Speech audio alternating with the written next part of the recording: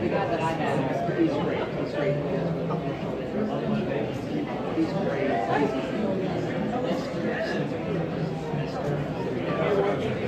Cuban guy. Easy to work with. Yeah, I find it easy to work with.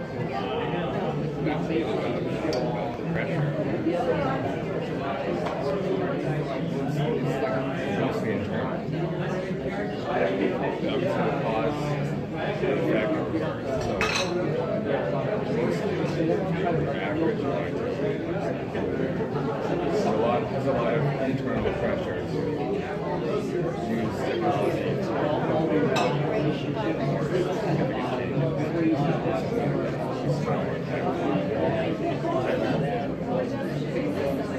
I would say that the pressure is mostly internal, but if you're surrounded by people like that,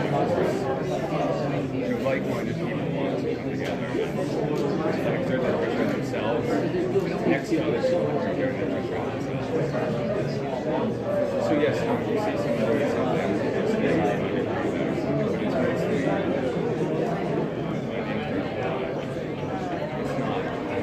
by virtue of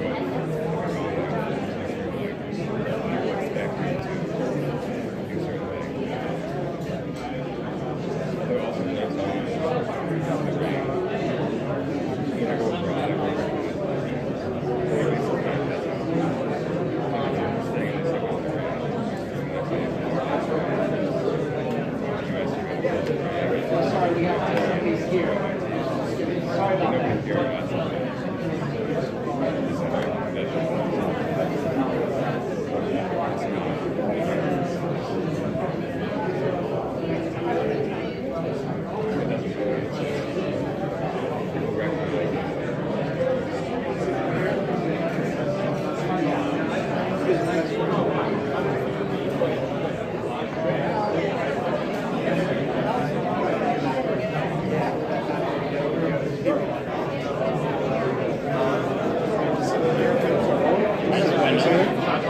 I mean, you can always cut it up.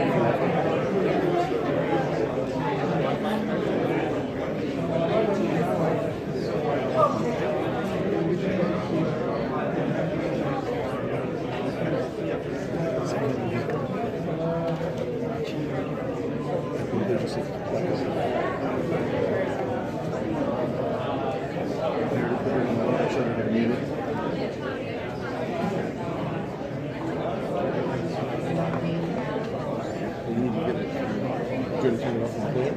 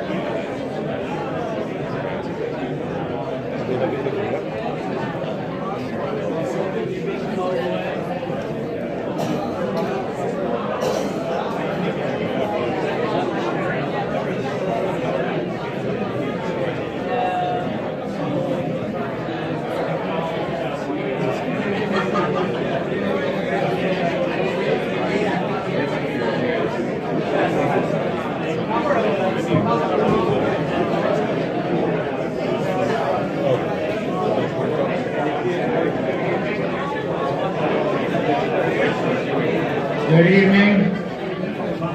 I'd like to welcome everybody to this event. Thank Gensler for everything they've done, just a phenomenal job.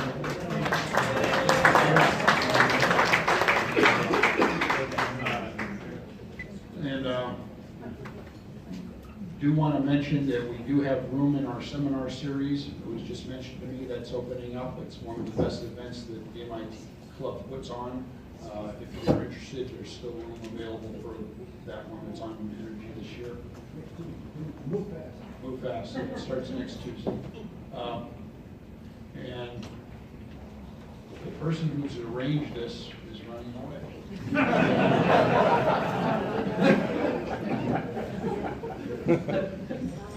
But MITArchA is our vice president of programs. She's done a phenomenal job with the MIT Club, and it's just a dynamic, engaging personality. She's also the vice president of communications for the MIT Architectural Alumni. MITArchA.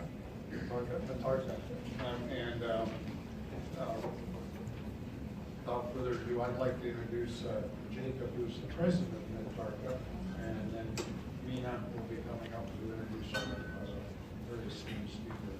Much appreciated. Here's Forrest.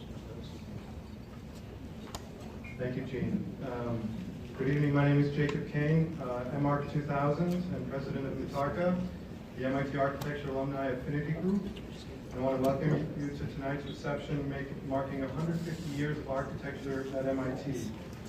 We have a wonderful evening in store to celebrate our unique history as the first and oldest school of architecture in the United States. And we are here to celebrate the accomplishments of our esteemed alumni, Dan Huskins, co-CEO of Gensler. This marks another in a series of events that we've been hosting to mark our anniversary. We've held events in Hong Kong and New York. In 2 weeks' time in San Francisco, we'll be hosting an event on October 16th.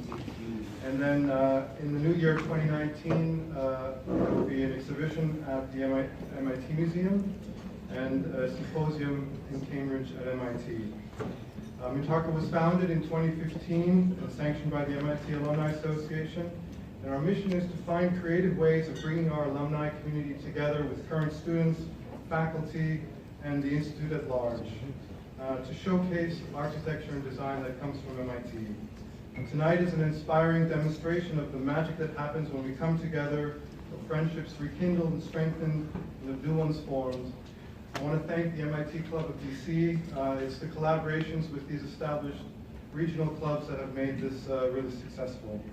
And I'd like to introduce Mina Marifat, who's been our VP of Communications for MITArchA, a strong presence in DC, and a great proponent of our mission. Thank you, Mina, for everything you've done to make tonight possible. Well done.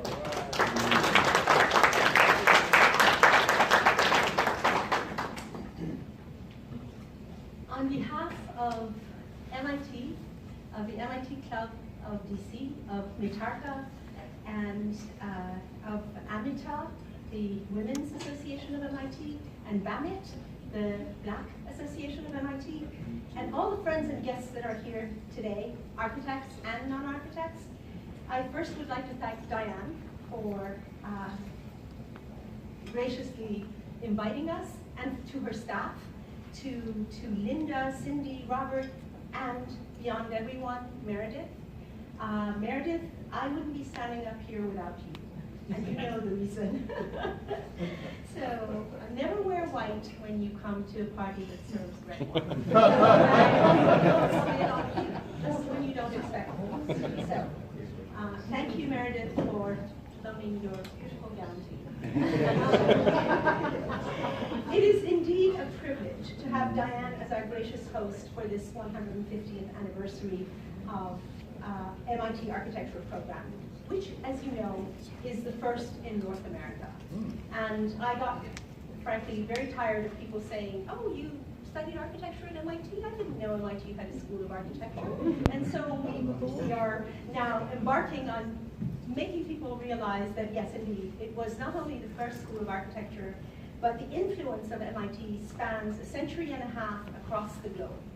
And it was a school that graduated the first African-American architect who went on, his name was Robert Robinson Taylor, as many of you know, and he went on to build Tuskegee Institution. The first woman who went on to design the first building in the 1893 Chicago World's Columbian Exposition, Sophia Hayden. And the first woman who graduated shortly, but within 1 year of her, who went on to work with Frank Lloyd Wright, Marion Mahoney Griffin, who was a draftsman for his beautiful drawings that put him on the map in the Wasmuth collection that was published in Germany. And she went on to build the capital of Canberra in Australia. And also the first African-American woman to attend MIT was also an architecture student. She didn't get her degree, but Mary Celeste Turner went on to teach in high school and wrote a book. So like all her predecessors, Diane is a pioneering woman at MIT, rising to the leadership of the world's largest architectural firm with 46 offices, am I correct? Or maybe it's 48, and in 16 countries. It is in fact, it's one of the reasons I was so interested in having her talk to us, because it is absolutely bewildering and mind-boggling to me how you lead, what qualities of leadership it takes to conceptualize overseeing 6,000 employees in the field of architecture. And my hats are off to you, Diane. I am amazed.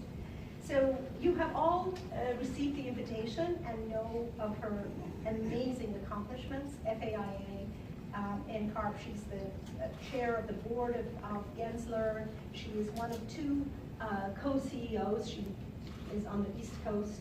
Her counterpart is on the West Coast, Andy Cohen. And the range of accomplishments just astounds me. And she's above all, she's an MIT alum. So without further ado, I introduce Diane.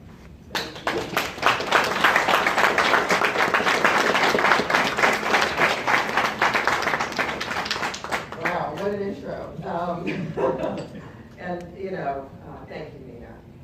I'm so thrilled to be able to host this incredible group of alumni here to really be part of the celebration of the 150th anniversary of the School of Architecture, and really to celebrate, really what MIT means and the impact of MIT throughout the world. I've put together a few slides. This isn't meant to be kind of an all about me sort of thing, but maybe, as Mina said, just to talk a little bit about the events and what we're here to celebrate, and then get into just a touch about what we do at Gensler and how it's actually not hard to lead 6,000 people when they're amazing people, and that you frankly don't try to lead them and let them do what they do best. Again, this is really exciting that we're here to mark this 150th anniversary, and again, from fall this year to spring of next year, this is going to be kind of a wonderful celebration that will go around the world. As Mina said, MIT was the first school to institute a School of Architecture, and the first president of MIT selected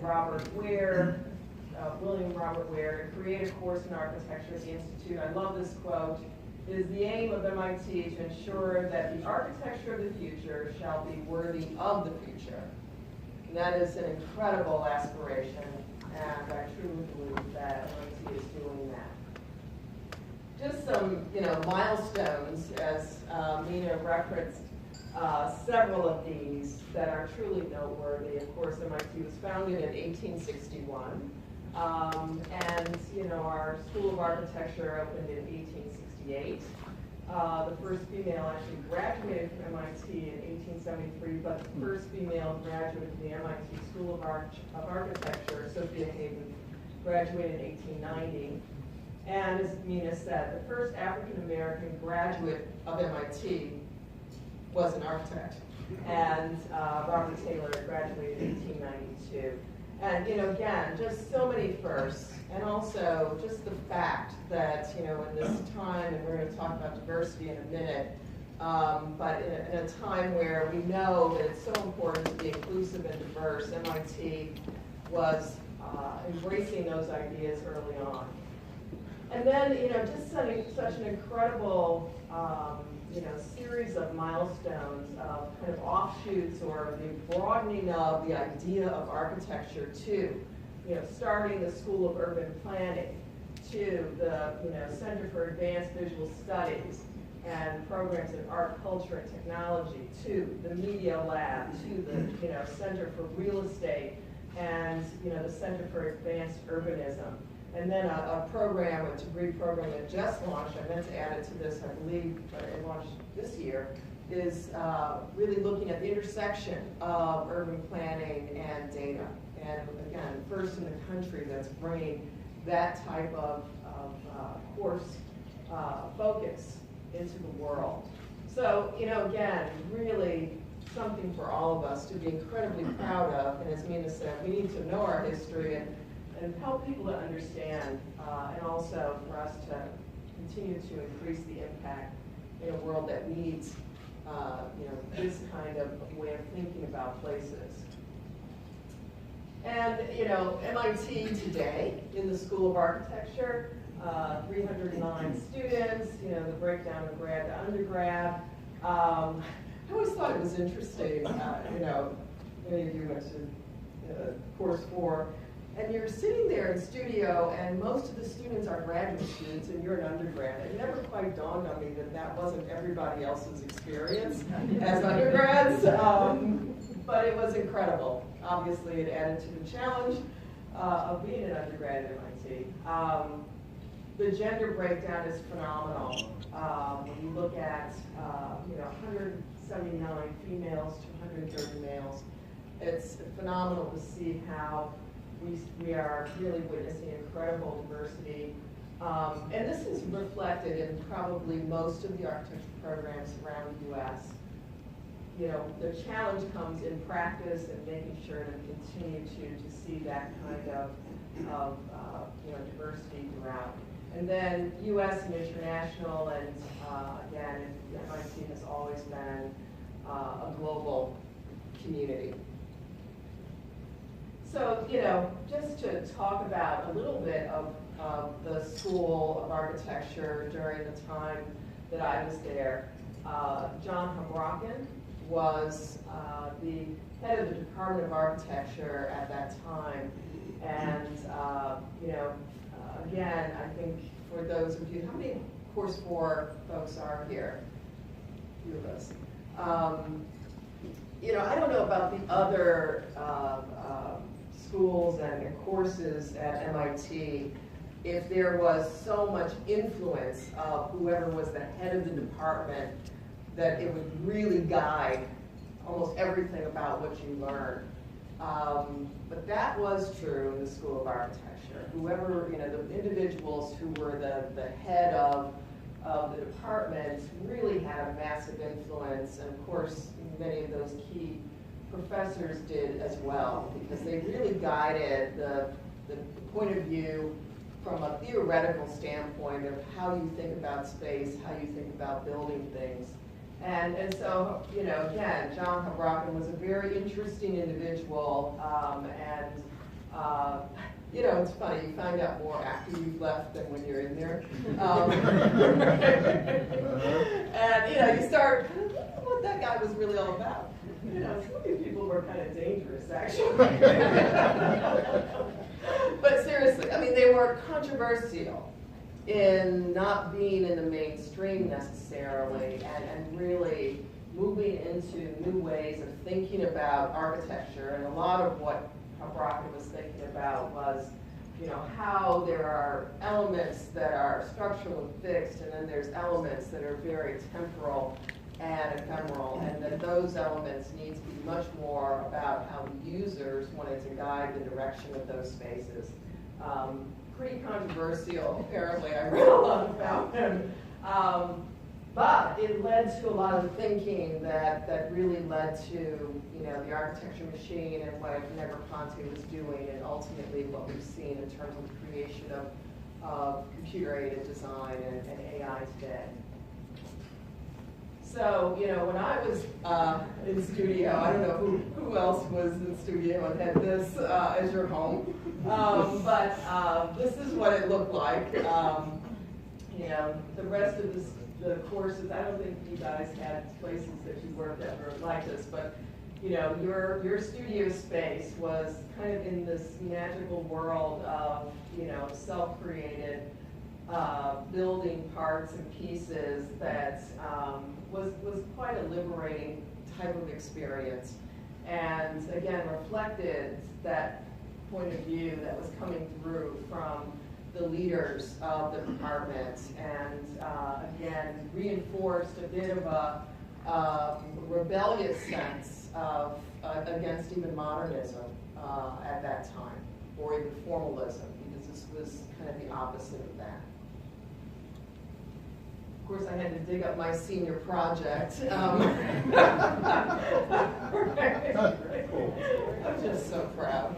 But seriously, I love this project in that, today we talk a lot about mix of uses, and, it was great that the projects that we were dealing with and the ideas and the problems that we were looking at, in this case, it was about, how you created this, what was called a town room in a site in Harbor Square, and it was about how do you bring people together. How do you create community? And how do you have what we would call today a third space that's not necessarily public, not necessarily private, but is this other kind of place that people can come to? We started to see that a bit with Faneuil Hall and all of those kind of projects that were just coming online at this time. But how do you, design for community, and how do you mix spaces like office and retail and hotel? And again, it was a great challenge and a wonderful opportunity to really think about some really important things.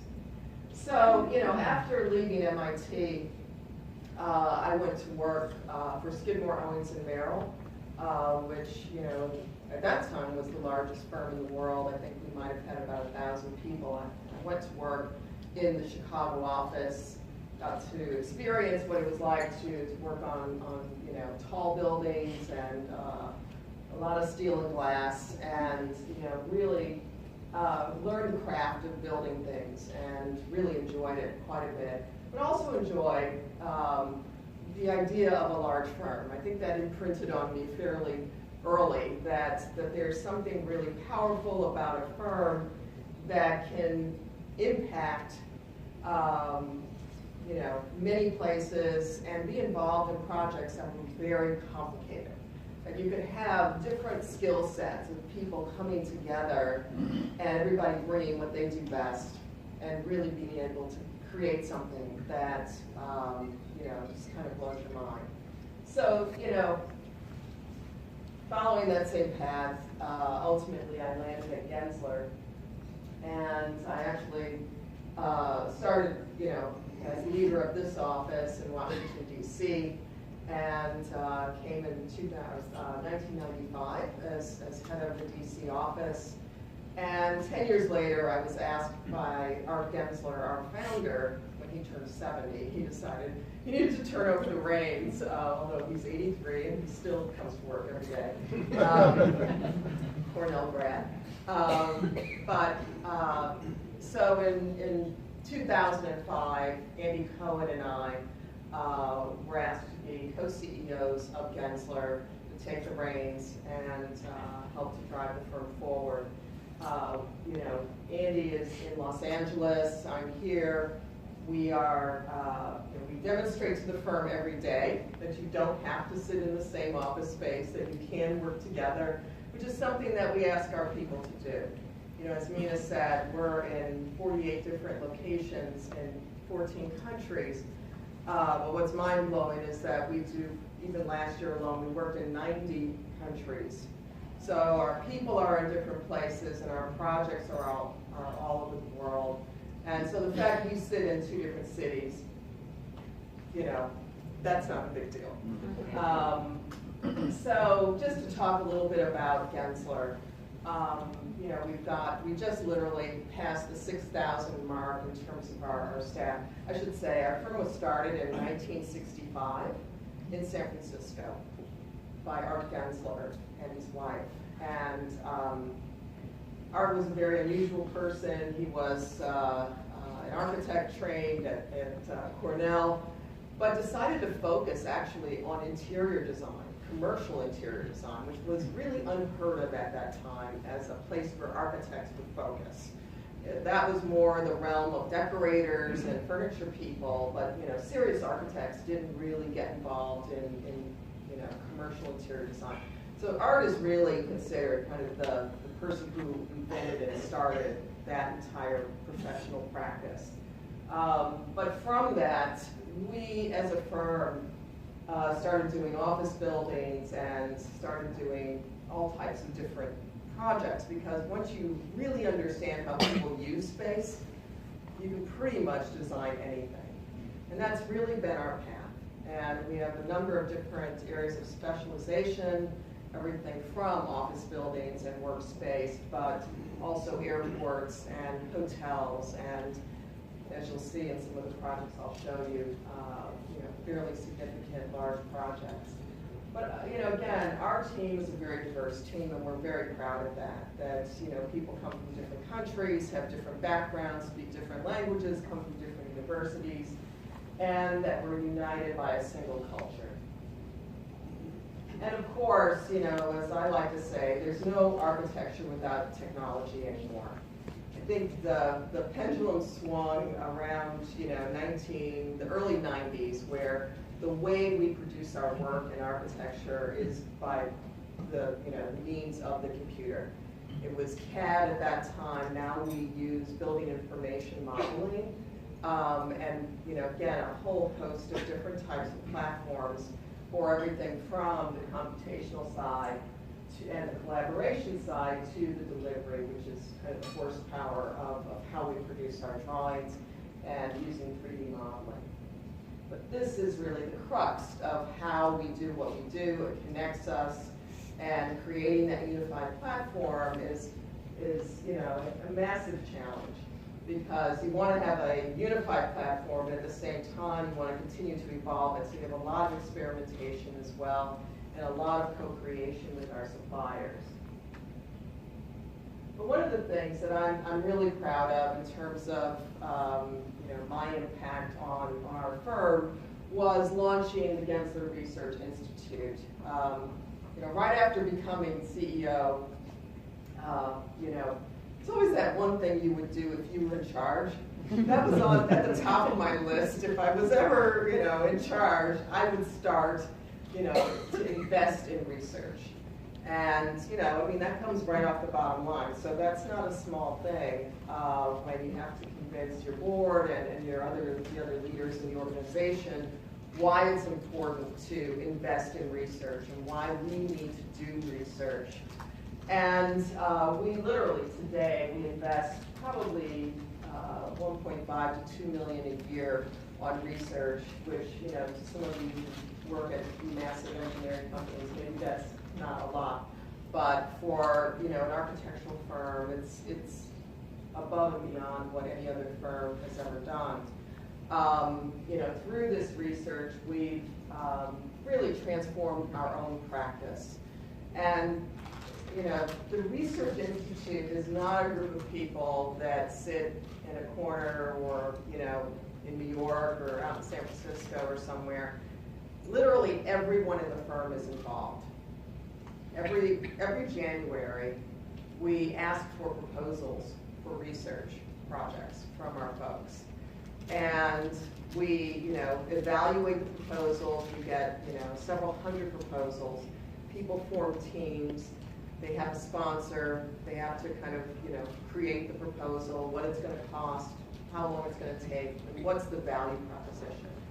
And then we make research grants to our people. We have a team that is there to coach and support them with whatever the more technical skills are that they need to be able to complete their research. But literally hundreds and hundreds and hundreds of people in our firm are literally involved on research teams, and they still have to do their day job of projects as well. But frankly, it has infused our work with forward thinking and been part of propelling us to who we are today.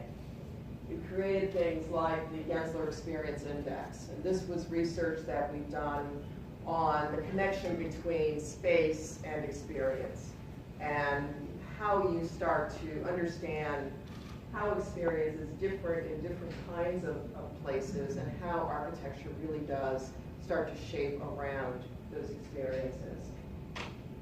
Similarly, we created the Gensler Workplace Performance Index, which started literally in 2005. We're going to be launching a new survey this year.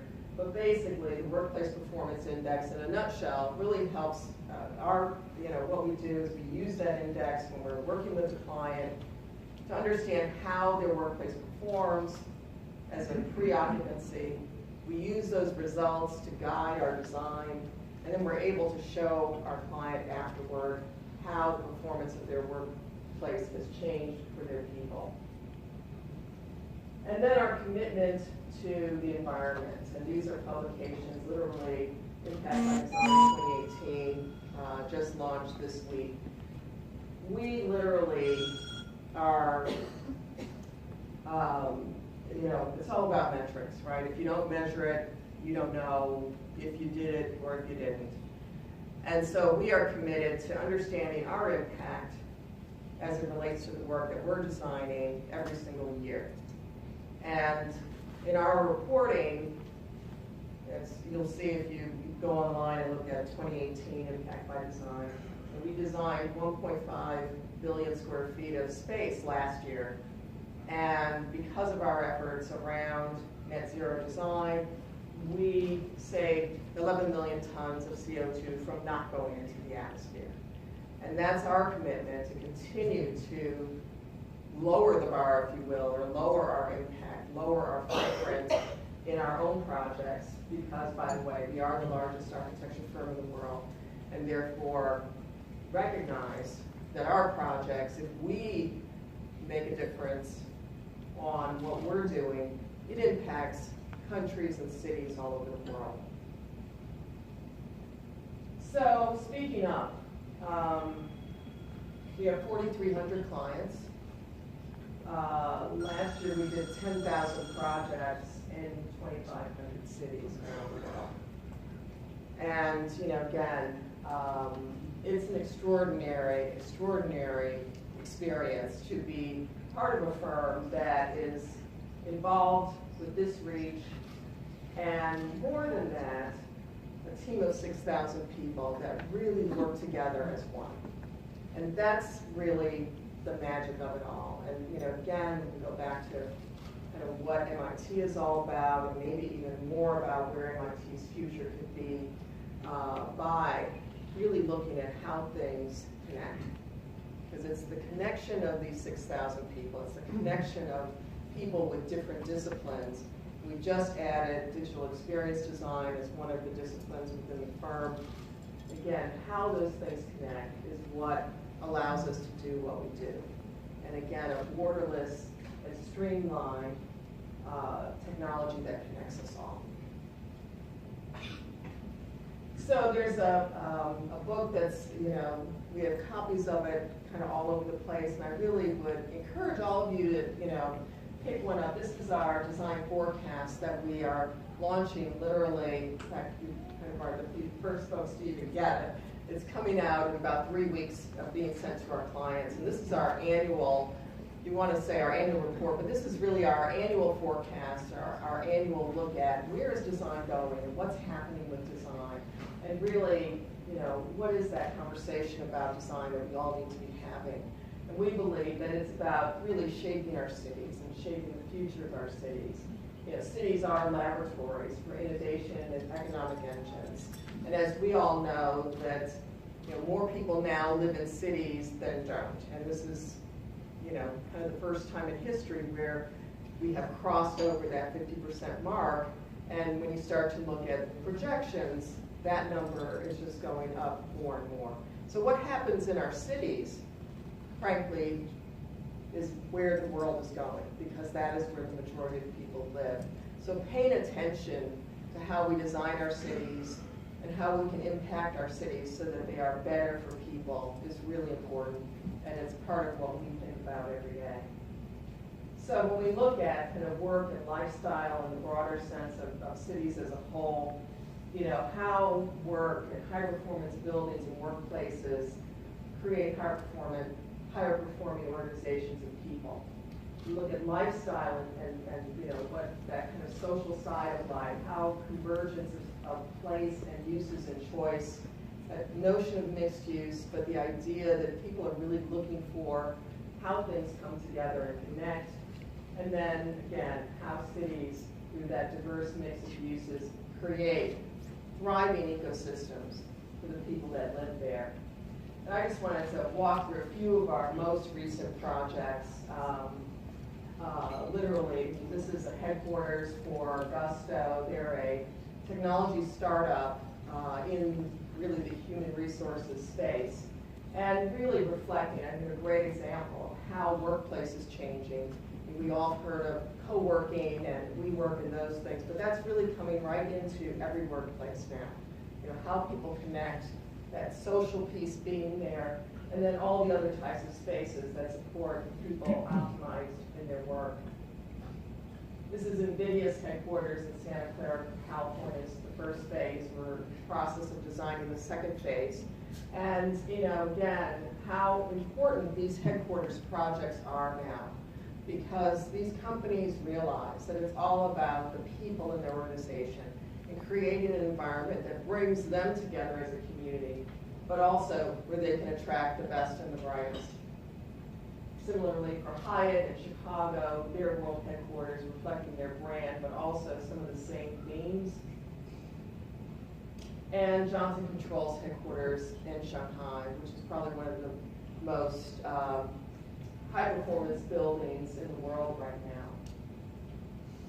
And this is one of my favorite projects. I'm a coffee lover, but you know, working with Howard Schultz and you know his vision for the future of Starbucks, and you know the whole idea of being a roastery. This is a 20,000 square foot Starbucks in Shanghai, and you know an extraordinary experiment in kind of taking that idea and that brand to the next level.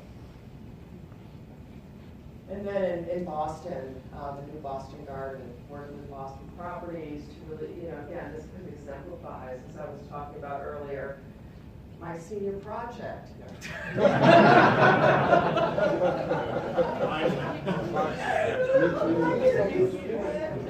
know, that mix of uses, right, that comes together, and placemaking and community. And then we just finished the Bank of California Stadium, the new soccer stadium in Los Angeles, something that was never going to happen. And this has been a massive, massive success for the city on so many levels. And I'm so proud to have been part of the project.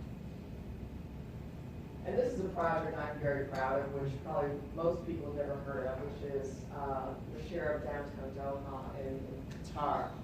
This is literally a brand new city that has been created literally in 7 years. There's over 100 buildings, all of them LEED certified buildings. And again, a real commitment by the leadership in Qatar, Her Highness in particular, to create a city that's modern but isn't about a Western vision, but really does build on the cultural heritage in Qatar.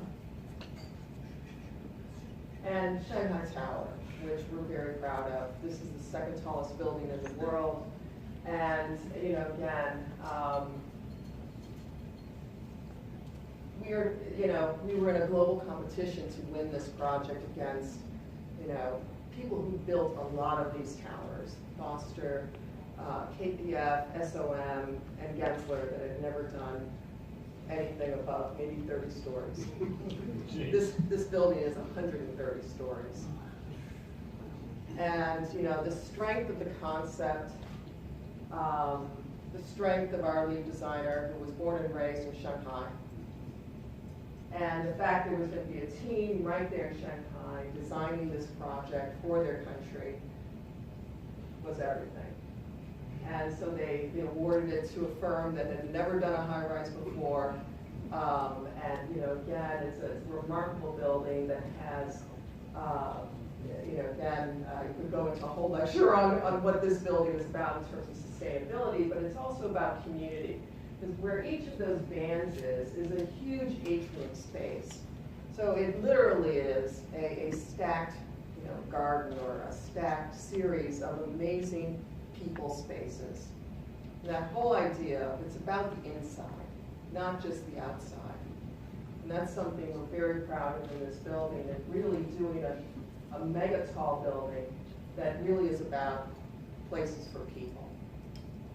So just, we talk about creating a better world through the power of design as being really our mission and our goal. But, again, I see so much of MIT in what we do every day. It just, for me, it's very gratifying to think about all the things that one learns, in those early days, to be able to start to see how profound some of those ideas were that were shared with you at the Institute, that you finally kind of get 30 years later. It was worth it. So thank you.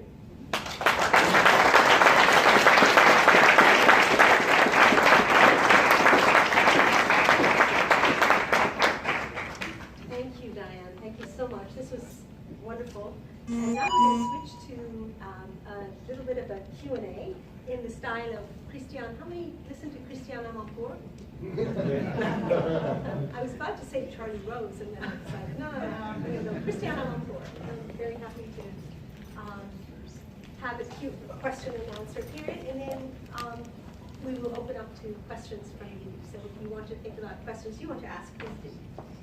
So my first question, first, I'm so proud of MIT alone having all this accomplishment. It's really awe-inspiring. So my first question is, why MIT? I'm sure that there were other choices when you were choosing MIT. Wow. It's interesting. I really was focused on MIT, I will say. I heard about MIT. My sister had gone to Yale, and so that kind of made me think East Coast. And then I really looked at what was the best architecture school on the East Coast. And at that time, actually, MIT was considered the leading school of architecture in the United States. And, so I kind of set my sights on going to MIT. And I applied to one other school, just in case. That was pretty much it. So I got it, I was going. And how has your own personal experience, your upbringing in Chicago, you mentioned, and how has that impacted your decision to go into architecture? Well, I think, you grow up in Chicago. I don't know if anyone else is from the Chicago area, but, you grow up in the midst of so much powerful architecture. And then my mom worked for, McGraw-Hill, which published Architectural Record. And she would bring home those magazines, and I was a kid, and I was like, wow. I think by about 7 or 8 years old, I pretty much, decided that I wanted to be an architect. So it was a combination of mom and the city. Wonderful. And both your father and mother had very, very different nationalities and backgrounds, and that also informed some of the ways in which you are able to navigate this diversity and world. Talk about that. Sure. My mom is Danish descent, and my father's African American. And like many of you who have backgrounds that are similar, you do start to not see those things. You don't see differences. And I'm blessed to have grown up in a family where everyone was welcome, and you know, even to this day, you know, the list of my husband is Italian and African American, and you know, we've got kind of every nationality and every continent in our family. But you're right, you know, I think at the end of the day, and maybe it's more from being in a big family. I guess I really, from an early age, really believed that everybody has something to bring to the table. I always enjoyed when all of us were playing together. I always enjoyed when all of us were doing things together. That something was missing if one wasn't there. And so I really, like I was saying, you know, I could see the strength of a large practice and the potential that having many people working together and the ability to allow people to be good at the thing they're good at, and then to be able to bring different people together is something that I just believe very strongly in, and you know, maybe it's one of those things I learned early. So you have a major distinction that sets you apart from a large majority of your fellow architects. That is your business degree from UCLA. How did that influence your leadership style and career? Yeah, so, you know, in the midst there between graduating from MIT and starting at Gensler, I did a detour, getting an MBA with a focus on real estate. And, you know, I worked for a bit at Skidmore and came to realize, gee, it seems like the developer has all this, you know, power to really determine what a building was going to be. So I thought, you know, I'm going to go into that, because they seem to be able to understand how all the pieces come together to create a building or create a place or to really have a major impact. So I, you know, did my MBA at UCLA. I thought maybe something on the West Coast would be great to offset that East Coast thing, because I'm from Chicago, after all. And I would say that what that gave me, of course, was, you know, many skills in understanding real estate. And I did go into real estate development for about 2 years after my MBA. So that really kind of helped me to see the holistic, from the client and the financing to the design to the realization, and how it all comes together. And that's been really important for me. I like to see how things really work, even if I'm going to do one piece, to see kind of how the whole works. But then, of course, you know, some of the more quantitative skill sets that I find that I use way too much these days. Yeah. So the president of MIT, Raphael Reeve, has challenged MIT and all its alumni to help make the world a better place. And you take that challenge using design to make the world a better place. What has been your biggest challenge in doing that?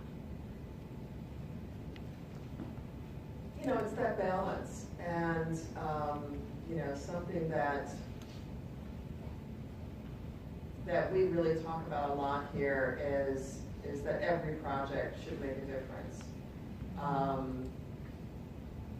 You know, it's not just about scale. It's actually not about scale. It's about really every individual project and thinking about the people that use the places that we create. And, you know, so when we talk about creating a better world, I think you have to say, is it better for the one person as much as the hundreds or the millions of people?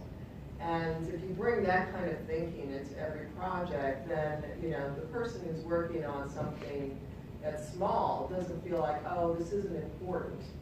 It's actually important that every project really thinks about the people that are going to use it for the 10, 20, 30, 40, 50 years after we're involved. And it's incredible as architects that we have this amazing opportunity to impact people's lives for good. You know, we do a lot of workplace design. And I have to tell you, you know, you walk into the workplaces of people. I remember doing a call center in Los Angeles when I lived in LA. for Amtrak. And one would think of that as a low-budget job for a government agency, right? Oh my goodness. And, you know, I was just naive enough to think it was about creating a place for those people that was better than that awful place that they were working in, because it was awful. And, you know, I will never forget on the opening day of the new facility, which was, you know, out in kind of a suburban area, how people brought their families. It was on a Saturday. People brought their families to see this new place that they were going to be working in, and the kids running around, and people proudly sharing, you know, this is where I'm going to be working with, you know, their spouse and their kids, and, you know, I'll never forget that feeling. I mean, these were probably minimum wage, you know, workers. It's a call center. But the fact that it was designed in a way that cared about what their experience was going to be, and used technology. I mean, we, like, sit-stand desks are normal now. This was like in 1993. And there was one manufacturer that made a sit-stand desk. And basically, you know, we determined that with the, you know, the work that these folks had to do, that they needed to have this sit-stand desk. Because if you looked in their old space, people were standing at their desks and leaning over because they, you know, and that was obviously hurting productivity. Or people were putting their computers up on phone books, which was dangerous and going to destroy the computers. And literally, because Amtrak was a quasi-government agency, it had to be approved by Congress that they got these sit-stand desks. And we went through that whole process of proving the case that they should get those desks. And, you know, again, this place was a place that made people's lives better. And, you know, again, I feel very strongly that, you know, as architects, we've got an incredible opportunity. I don't care if it's a high budget, a low budget, it's in, you know, LA, it's in Peoria, Wisconsin, or wherever it is, that we have an incredible opportunity. And I'm sure in all of the other realms of you know, professional focus, that opportunity is there as well. And what I try to do is connect people with that mission. And again, it's not about looking at the Shanghai Tower from the outside, it's understanding that on the inside, it's a place for people. So in a way, you answered the question, but you can add more to it if you want. How do you see the role of the architect changing since you graduated from MIT? I'll tell you, it's such an exciting time to be an architect because the world is now so global, and people are really energized about transforming cities and places to a new vision. And they need partners that help them to make that vision a reality. And that's what we know how to do as architects. So I think it is like the renaissance opportunity of architecture right now. And, you know, of course, the technologies we use are different. And, you know, again, at the end of the day, the clients are very different. But, you know, this opportunity is unique in history. And I think we need to grab a hold of it and understand the huge potential of it. So what would you say to your younger self at MIT? And what would you say to your teachers at MIT? And what would you, final part of it, what would you say to the current students at MIT?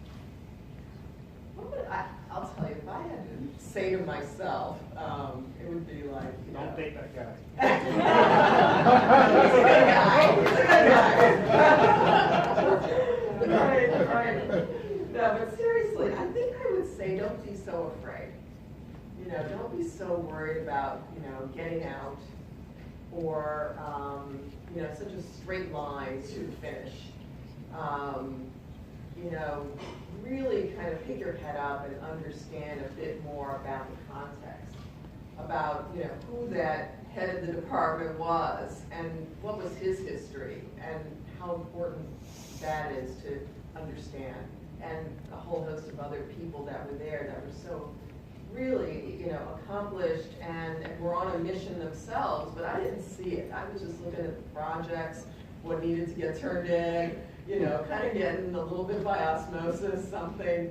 But I think, there was just too much urgency about getting the things done that needed to get done instead of recognizing that it was kind of a moment in time and to kind of understand that and absorb that more. And to the current students, you'd say this? I would say that also. I would say, don't be worried about getting out, or don't even be worried about getting a job, which was the other thing on my mind back then. To kind of understand the moment in time that you're in, be present, and to really, kind of go beyond the surface of tasks and assignments to really understand the unique situation, the unique people, and the unique moment in time that you're in. I have more questions, but I would love to open up to more people, and I know MIT folks like to engage. So, yes, Ken. How do you go about forecasting the technology changes that's going to affect all these things you're building? For example, the cities that you're putting these big buildings in are likely to change drastically over the next 5 or 10 years, from self-driving cars, taxis, scooters, et cetera, and it's going to relatively short period of time, 5, 10 years, that drastic change. You're building buildings that got to last 50, 100 years. That's right, and that's why we have our research institute, because we are tracking these changes. We do a lot of research on autonomous vehicles and the impacts that they're going to have on cities. For instance,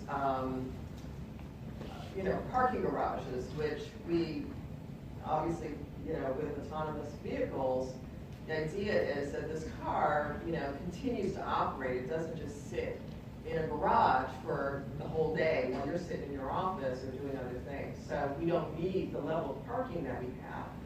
And so what we're actually, many of our developers now are taking our advice, and with whether it's 5 years, 10 years, even if it's 20 years, the building's going to last 100 to 50 years. So you need to be thinking about this.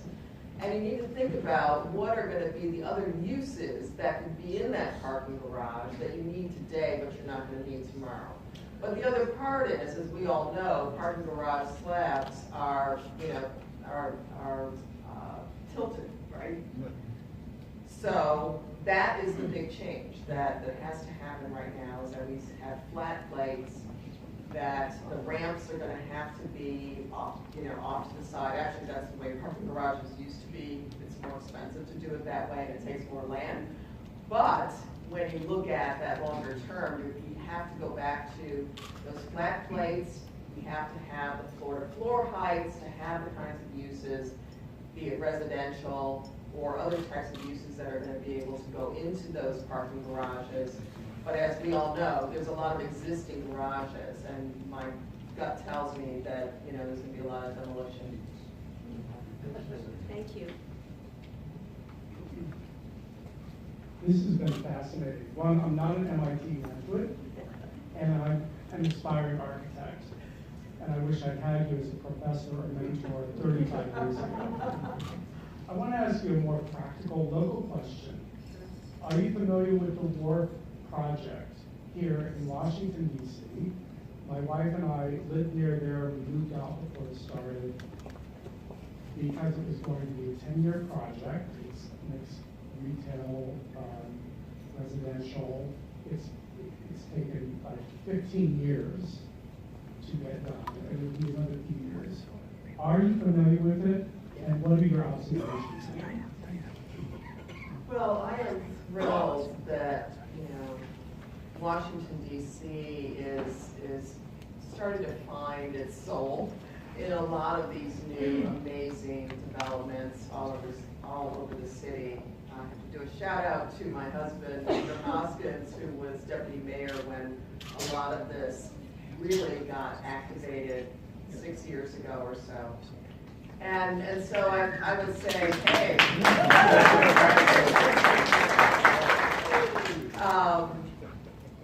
You can answer this question better than me, but I guess I like the fact that we're seeing that mix of uses, the fact that there really there's a conscious effort that these are people places, that there's places for families, there's places, for people to go, at night, day, 24/7 kind of environments.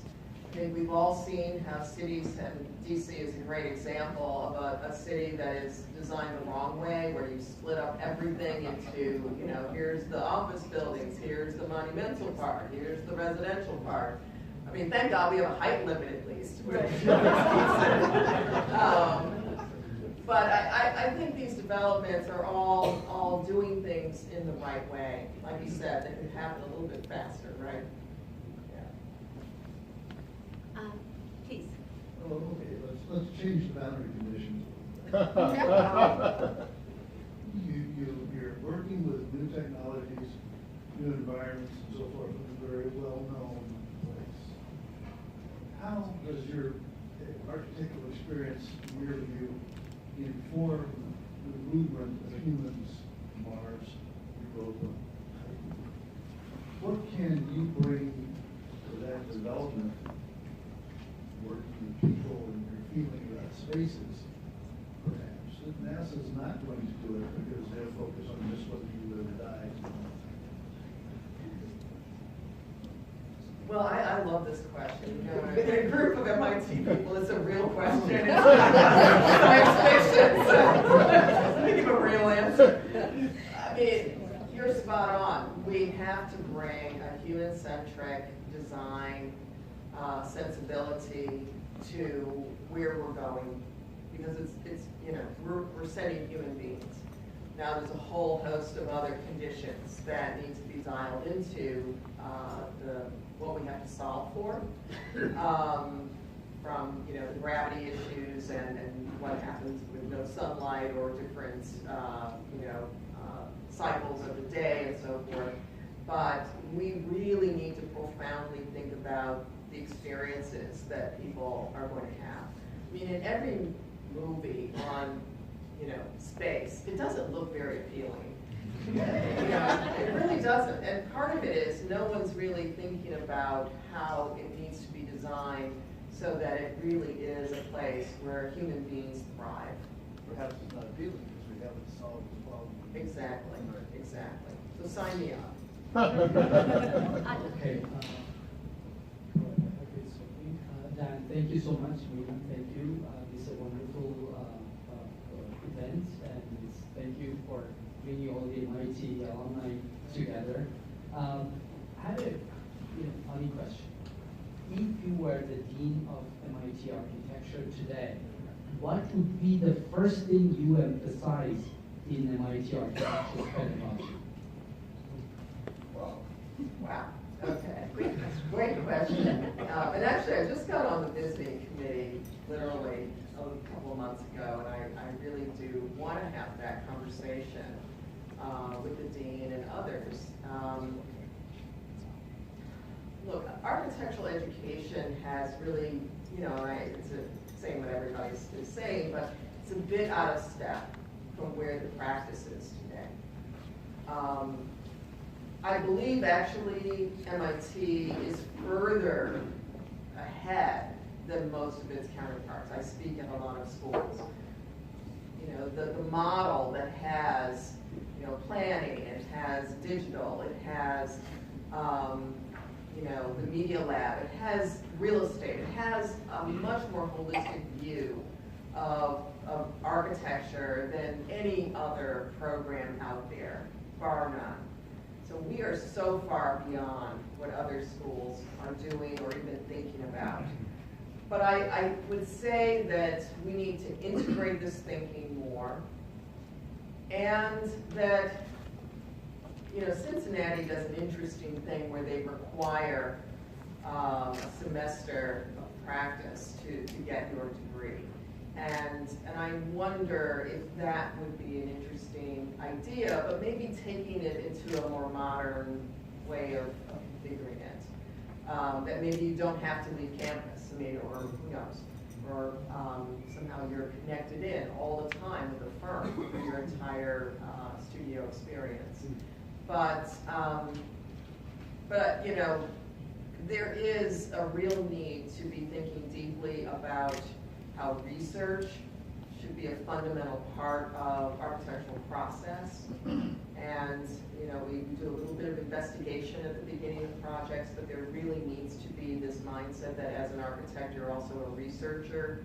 And that's probably one of the things I would lead with, because you know, building science, construction, design is, you know, I'll say something negative now, sorry, is so far behind most other industries in terms of how we create things.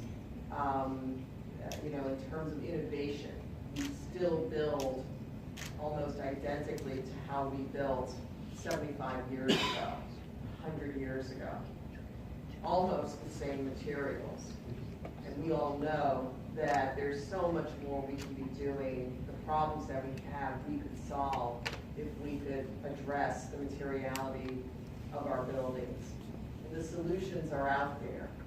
But I think we've got to, I think MIT actually, because of the Center for Real Estate, you've got the developers there. So you've got the clients sitting there. In the School of Architecture and Planning are the clients. So we've got the whole model.